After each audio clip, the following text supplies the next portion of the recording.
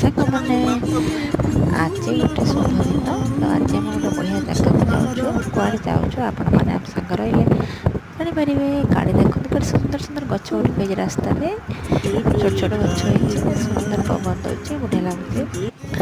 ଗୋଟେ ପୋଲ ପଡ଼ିଲା ପରେ ପରେ ଠାକୁରଙ୍କ ପାଖରେ ପହଞ୍ଚିଯିବା। ଆଉ ଠାକୁର ସ୍ଥାନକୁ ଯାଉଛୁ ଆଉ ପହଞ୍ଚିଯିବା ଠାକୁରଙ୍କ ପାଖରେ। ଏବେ ଦେଖନ୍ତୁ ଠାକୁରଙ୍କର ପୂଜା ଚାଲିବ ପରେ। ଠାକୁରଙ୍କ ପୂଜା ଚାଲିବ ଏଠି ମନ୍ଦିରରେ। ମୋ ସ୍ୱାମୀ ଦୀପ ଦେଖନ୍ତୁ, ଦୀପ ଜାଳୁଛନ୍ତି ମୋ ସ୍ୱାମୀ, ଦୀପ ଜାଳୁଛନ୍ତି। ମୋ ମା ବସିଛି। ଦେଖନ୍ତୁ ଠାକୁରଙ୍କ ପତାକାଟା କେତେ ସୁନ୍ଦର ଉଡ଼ୁଛି। ଦେଖନ୍ତୁ ଠାକୁରଙ୍କ ପତାକାଟା ବହୁତ ସୁନ୍ଦର ଭାବରେ ଉଡ଼ୁଛି।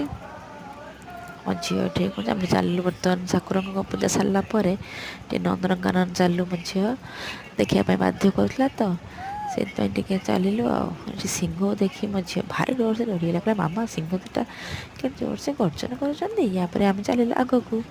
ଏଠି ଦେଖିଲା ବେଳକୁ ବାଘ ଦୁଇଟି କେଡ଼େ ସୁନ୍ଦର ଭାବରେ ଖେଳୁଛନ୍ତି। କିନ୍ତୁ ଗୋଟେ ବାଘ ଭୋକ ଲାଗିଲାଣି, ସେ ଗେଟ୍ ପାଖରେ ଏପଟ ସେପଟ ହେଉଛି, ମୋତେ ଖାଇବାକୁ ଆଣିକି ଦିଅ। ତ ୟାକୁ ସବୁ ଦେଖି ସାରିଲା ପରେ ଆମକୁ ବହୁତ ଡର ଲାଗିଲା। ତ ଆମେ ଏବେ ସିଧା ଆଗକୁ ପଳେଇଲୁ ମୟୂର ପାଖକୁ। ଦେଖନ୍ତୁ ମୟୂର ଆମକୁ ଦେଖିକି ସେ କେଡ଼େ ସୁନ୍ଦର ନାଚ କରୁଛି ନା ସାଙ୍ଗମାନେ।